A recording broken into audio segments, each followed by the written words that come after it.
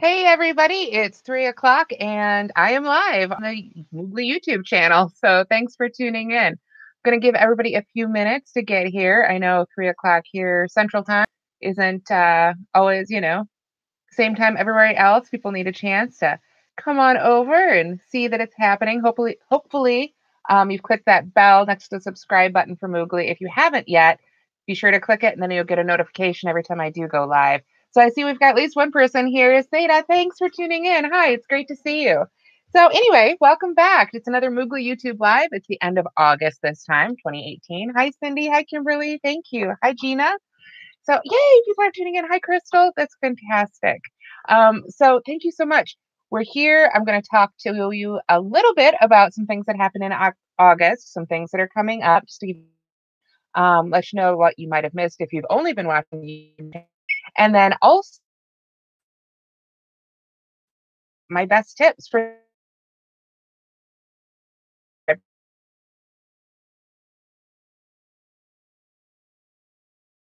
and I realized that stitch markers were a huge part of that. I have a whole chunk on just stitch markers. So I thought today we would just go ahead and sort of dive into those. So hi, Jay, Lainey, Michelle, Idaly, the Stash Depot, Christy, Zara, Linda, Cindy, Sarah, Beaded Wind Socks. Awesome. Thank you so much, everybody, for tuning in. Let's go ahead and get started. Now, we've done several tutorial videos on YouTube so far this month that are brand new, and I wanted to make sure you guys knew about all of them. The first one that went up was for these hanging gift card holders. There we are. So these are a lot of fun, and these are a great Christmas gift. If you do craft fairs, go ahead and make some of these. See, I think they're going to be really great sellers. But you can see they kind of close with this loop. And then you can stick I've got my business card in here, but you could do, a gift card. You could use them as a luggage tag holder, whatever you like. So there's already a video on the YouTube channel for those. And those are something I definitely use stitch markers with, which I'll be talking about here in a few minutes. The next one that came up, I'm trying to remember, was the Tunisian sunrise wrap. So I hope you can see that. It's really, really pretty. And like I said, there's a tutorial for this already on the Moogly blog channel too. So, and on the YouTube channel, I should say. Then the next one I made, I'm trying to remember, there were a few. It's actually underneath this one I haven't shown you guys yet, was the care package throw. Super, super, super fast pattern. If you need a blanket and a snap, that's your go-to.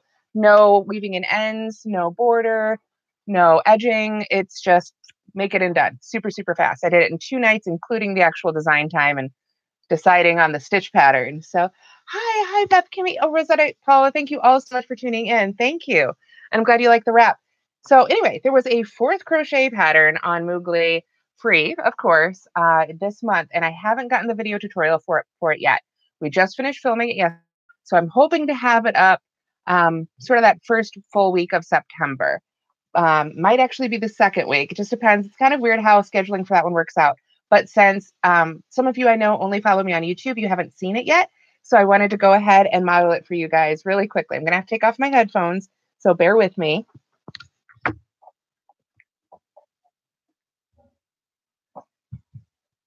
Hopefully you can still hear me shouting from inside. My new poncho. This is the Chic Moves poncho. So hopefully you can hear me. This is the Chic Moves poncho with Chic Sheep by Marley Bird. I'm going to go ahead and give it a little twirl here. It's got a pocket and a hood. Go ahead and pull that up here.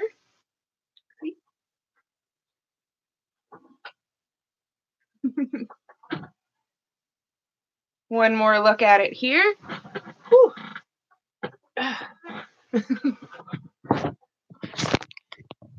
And then I have to take it off because that thing is super cozy and super soft, but super warm. And it's still officially August here in Iowa. So it's time to make ponchos. Maybe not quite time to wear them yet.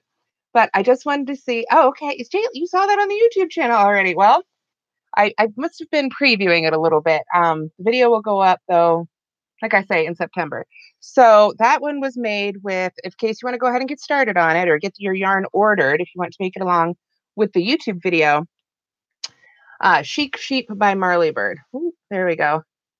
There we are. Unfortunately, I'm doing this on my laptop this time instead of my home phone, and I was hoping it would flip the video, but it looks like it's Still backwards for labels, unfortunately. I'll have to figure something out for that eventually. But it's Chic Chic by Marley Bird.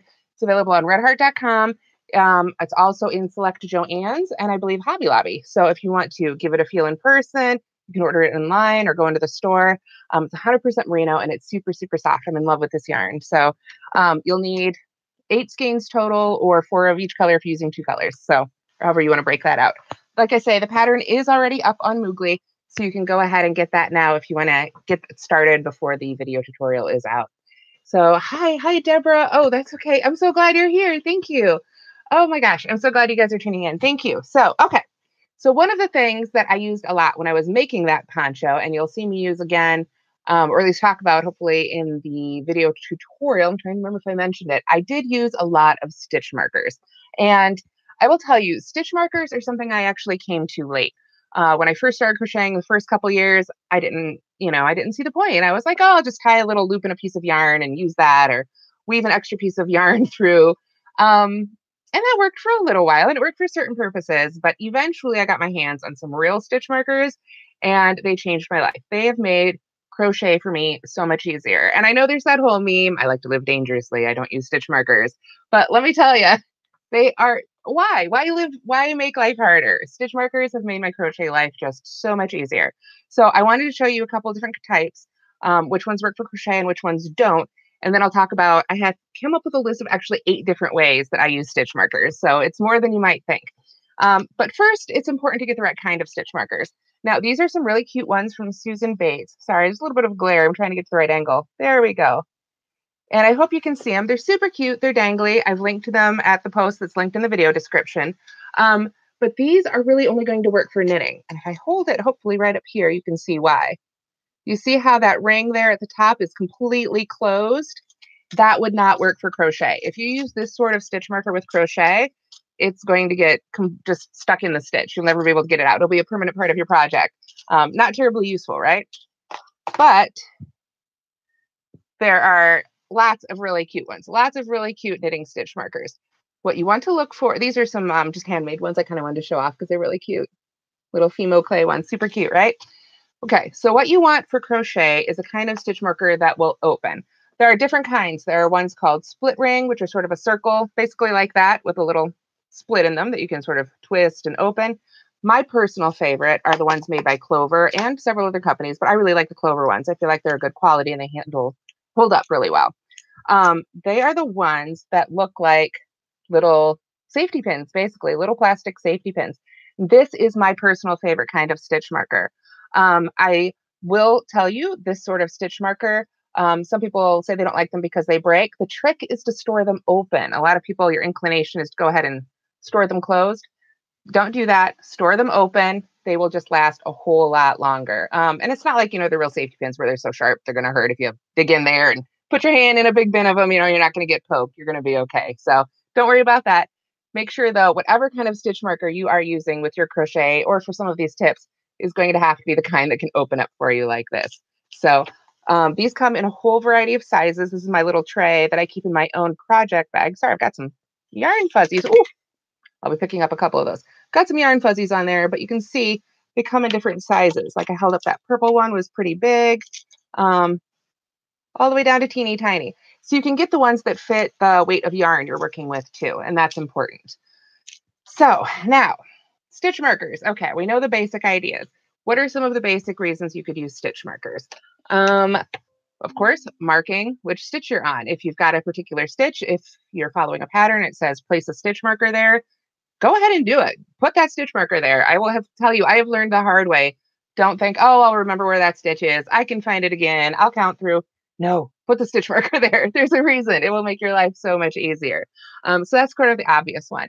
Another great way to do it is if you're making a pattern that has a specific right side and wrong side, then go ahead and mark the right side or the wrong side, whichever you prefer. I actually prefer to mark the wrong side because then mentally I sort of think of it as like the tag in my shirt. It's always wants to be on the inside. So I put a stitch marker on that wrong side. Just put it here. I've got a couple swatches I worked up for you. So if I knew, for instance, that this was going to be the wrong side of my fabric and this was going to be the right side, I would go ahead and just put a stitch marker. And I had to get a big one because this is a big, thick yarn, right? on that side and just leave it there as I made the rest of the project. Then I can always tell at a glance which one's going to be the right side versus the wrong side. Again, these are lessons I've learned the hard way. So that is a couple of the tips. The next one, counting rows. This is actually something I've been asked about a lot lately by some beginning crocheters who aren't as good yet at reading their work. And when you're first learning to crochet, I think we can all remember being there. And sometimes even I make a really complicated stitch and I'm like, I'm having trouble counting my rows, right? You want to make a little tally or, on your piece of paper, on your pattern. But if you're having trouble with that, or you're the kind of person who realizes you made 3 rows and you forgot to make your tally marks, every time you get to the end of the row, you can just put a stitch marker right in the side of that row. And of course, they'll go back and forth. The next one will be on the other side. And there's only actually 2 rows on this swatch. That's how big the yarn is. But, you just put a stitch marker on the side of each one. And then when it's time to count your rows, you can just count your stitch markers. Depending on the size of your project, might require a few stitch markers, or even every other row. Then if, it is a big, long project, you don't have enough, it can just be a really easy way to help you keep track visually. If you're not good at keeping track on paper or good at reading your work yet. So let me cross that one off. I just want to make sure I cover them all. Okay, next one, chaining. Let's see here. Got some more of this yarn on my great big hook, so I can kind of try and demo this a little bit where you can see it. By the way, if you're curious about this yarn, it is Red Heart Irresistible. Great name, difficult to spell, I find. This is a hard word for me to spell. I kept misspelling it, trying to get it up there, but it's Red Heart Irresistible, and this is a great big furls hook. This is a T, I believe. So anyway, let's say you're chaining. I am working on a pattern right now for Moogly that's coming up, and I believe it's going to start with something like 204 chains. That's crazy. I don't want to sit there and count 204 actual chains, right? I mean, inevitably, the dog's going to start barking. A package is going to come to the door. The kids are going to need dinner, something, there's always something, right? Something's going to interrupt your counting. And you can shout the numbers back at your family like many of us do, but this is easier. So what you're doing is you're chaining, and you're chaining along, chaining along, chaining along. And let's say you get to 20. We can all usually hopefully count to 20 uninterrupted. Every time you get to, we'll say 20 or however many on that chain, go ahead and put a stitch marker on that 20th chain or 50th, or, just however many work for you with the number of stitch markers you have and how long your chain needs to be.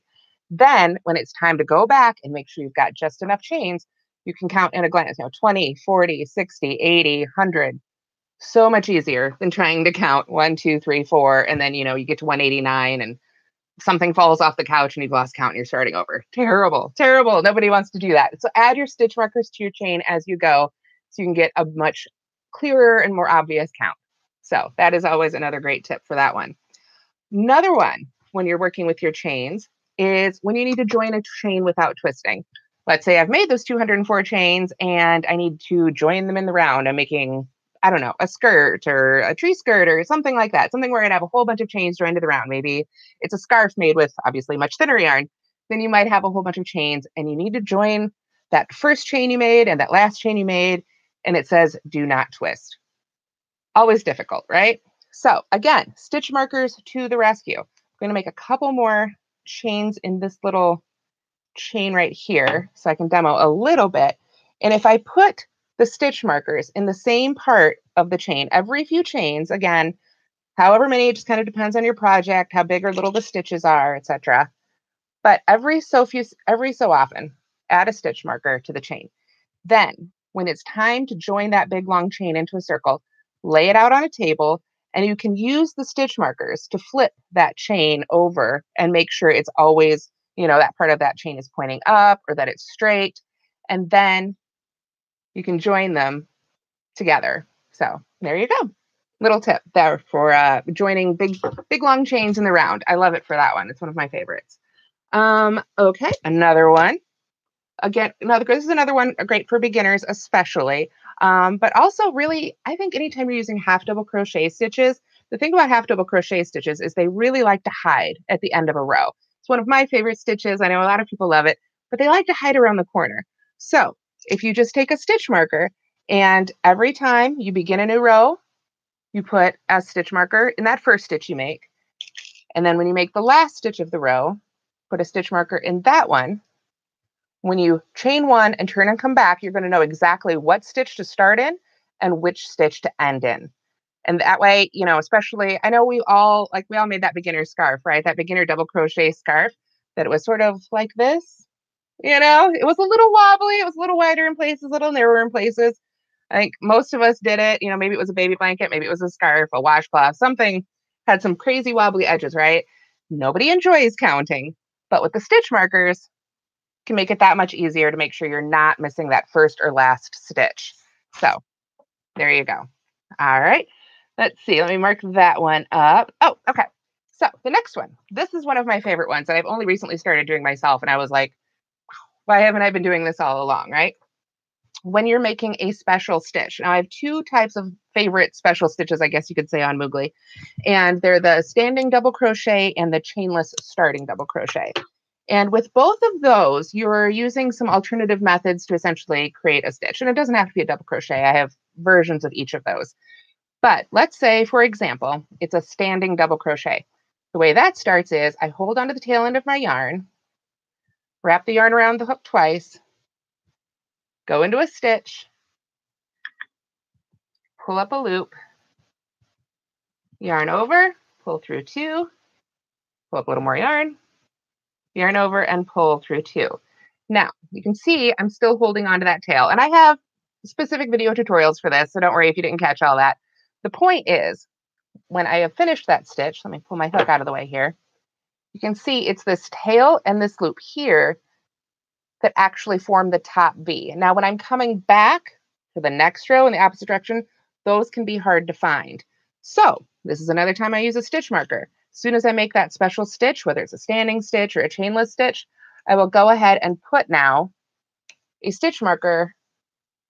There we go, right around both those loops, those top two loops of the V. The same thing works too if you are doing it with just regular turning chains. Say you chain 3 for your double crochet.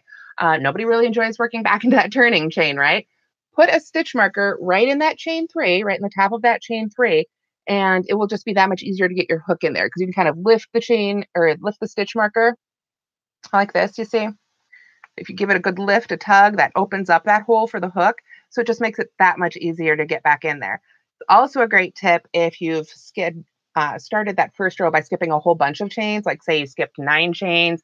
Some of them count as a chain space. Some of them count as the top of the double crochet.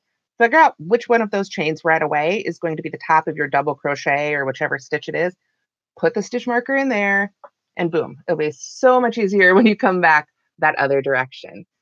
So hi, everybody. Okay, so thank you guys so much for tuning in. Hi, Nancy, Gina, Sarka, Czech Republic. Thank you so much. It must be evening there, I guess. Okay, so I've got, let's see, 2 more tips here that I haven't done yet. This kind of ended up going out of order. But the other one, this one, I have another tutorial separate for as well, but finding the placement of bag handles. When I make a bag, or anything where I'm going to have things attached like that, or maybe if I'm designing a top and I want to figure out exactly how far to seam for the neckline, I will use stitch markers to figure out the placement of things. Go ahead. Like if I'm doing 2 bag handles, I'll put my 4 stitch markers in there where I kind of want to eyeball it. Then I start counting the stitches in between the handles and on the sides of the handles, lay it out flat, make sure it's going to hang well. And then the same tip applies for embellishments or like that poncho I just tried on. I used stitch markers when I was placing the pocket.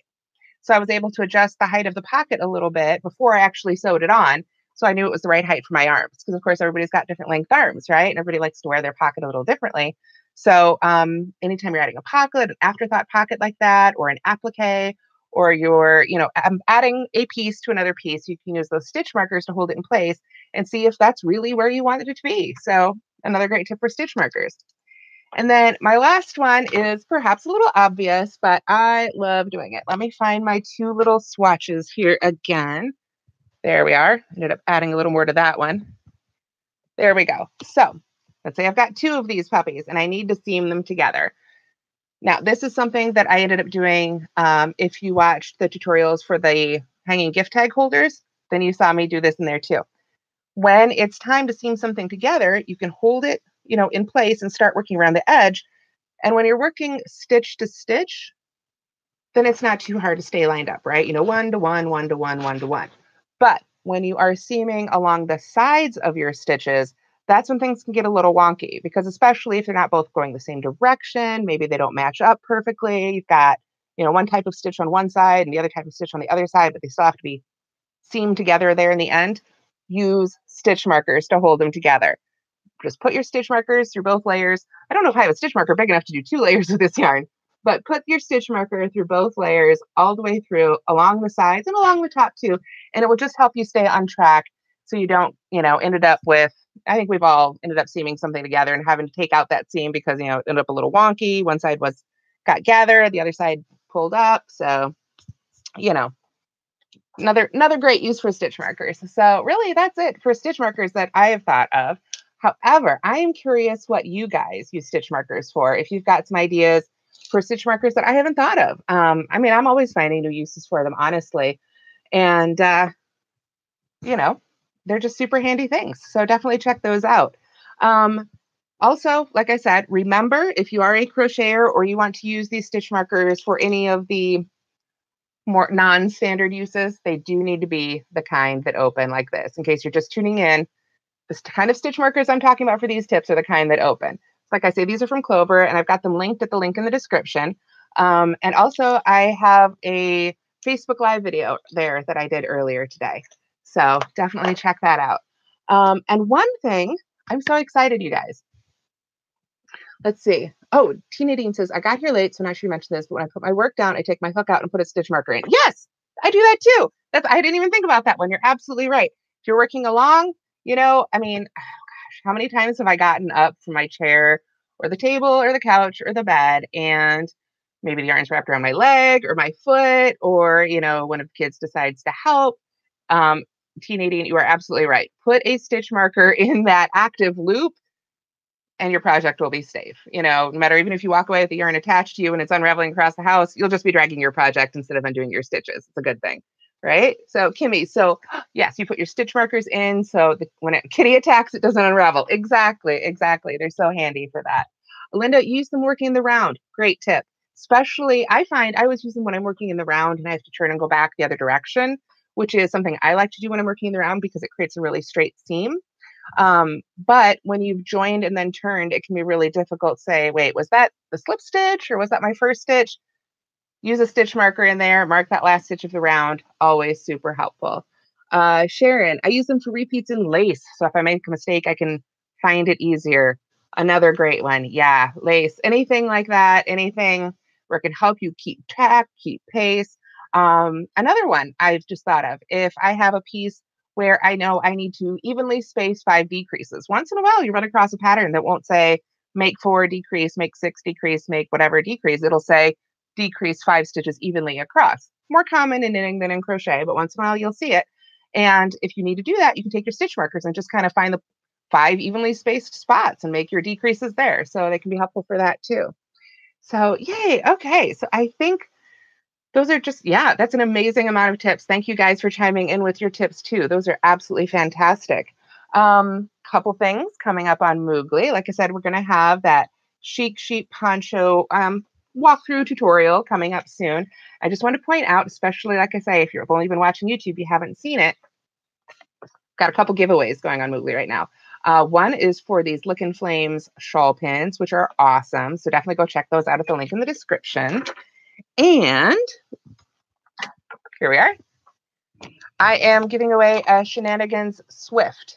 It's a magnetic Swift. I've never seen anything quite like it, and it folds down so small. You can see how small the bag is, and it's just barely peeking out the top there. So definitely check that out, and I've got a video of that in action too, so you can see how it comes together and spins and comes apart.